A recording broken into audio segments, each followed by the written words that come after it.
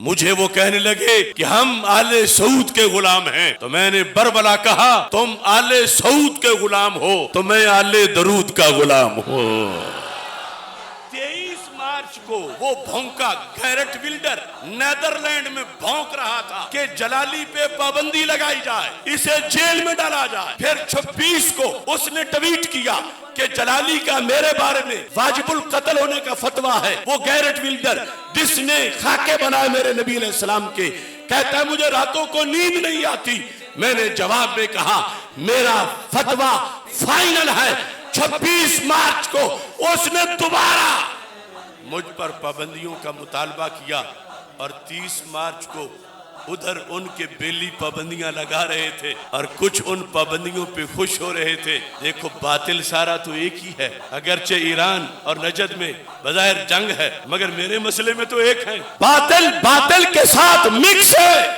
Garrett welder اور نجد اور تم آپس میں ایک ہیں۔ اللہ فرماتا ہے لا تتخذوا اليهود والنصارى اولیاء، کہ یہود و نصارہ کو دوست نہ بناؤ۔ تم کس منہ سے ان سے دوستی کر رہے ہو؟ وہ کرونا جو انٹرنیشنل ایجنڈا تھا، سازش تھی، جس میں تاریخ میں پہلی مرتبہ آ کر انہوں نے حرم شریف کو بند کیا۔ پوری دنیا میں اس وقت اس بندہ ناچیز کی اکیلی آواز گونجی تھی، اور میں نے یہ کہا تھا کہ یہ فراڈ ہے، یہ اسلام کے خلاف سازش ہے، مت بند کرو حرمین شریف کو، حرم کو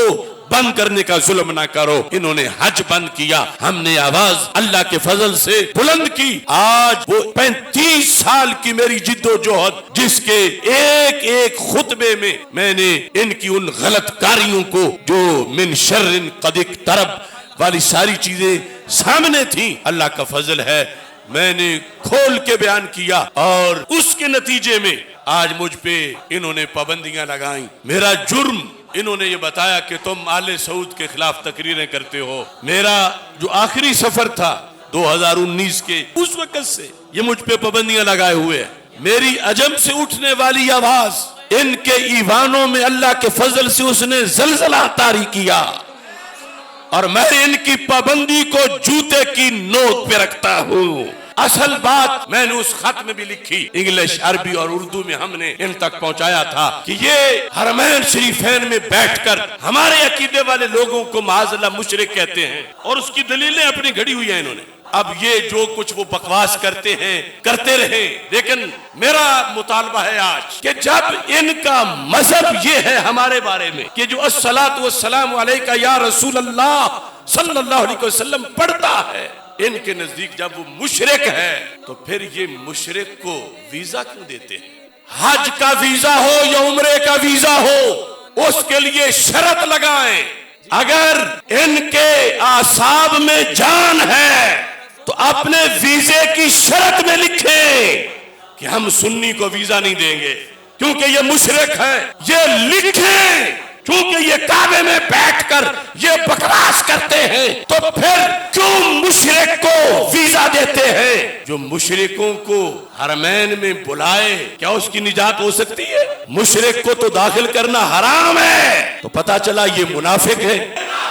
اگر منافق نہیں ہے تو ویزے کی شرط لکھے، ویزے کی شرط لکھے کہ یا رسول اللہ صلی اللہ علیہ وسلم کہنے والوں کو ہم ویزا نہیں دیں گے، اس لیے نہیں دیں گے کہ مشرک ہیں۔ یہ شرط لکھے، اگر نہیں لکھتے تو پھر منافق ہیں۔ مودی کو ایوارڈ دیا گیا، دیکھو سرزمین مقدس پہ مندر بنائے گئے، سب سے بڑے گرجے مندر، اور پھر 80 ہزار افراد کے کنجر خانے جس میں برہنہ عورتوں کے ڈانس سرزمین عرب پہ کروائے گئے، جس میں علل اعلان شراب کے اڈے کھولے گئے، جس میں علل اعلان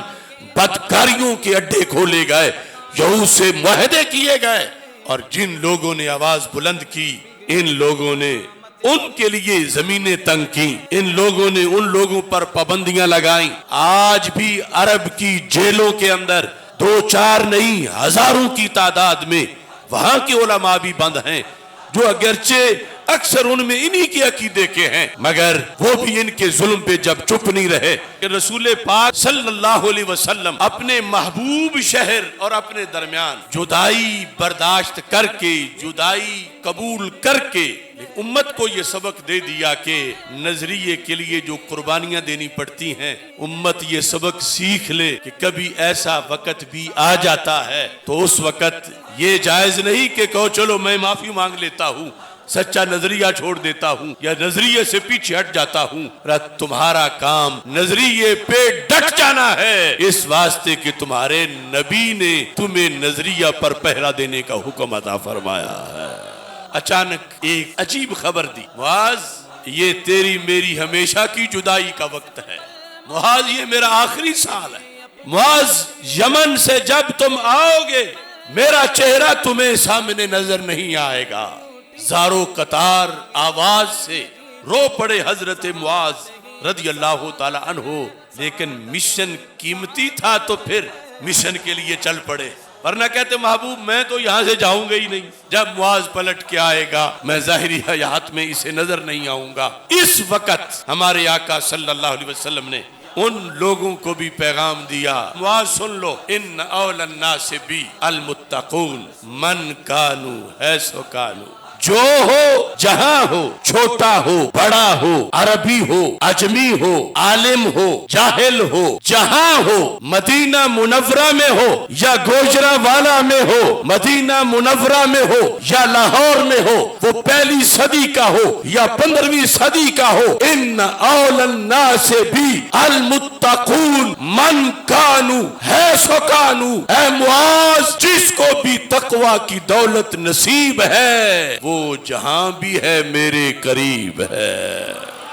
غیر جانبدار جو رائٹر ہیں انہوں نے بھی 3 لاکھ کی تعداد مسلمانوں کی لکھی، جو مکہ مکرمہ کے تھے، جو مدینہ منورہ کے تھے، جو طائف کے تھے، ان سب کا قتل عام ابن عبد الوہاب اور پھر ابن سعود برطانیہ کے ٹینک تھے اور مسلمانوں کے سینے تھے، اور قریبی مسلمانوں کا قتل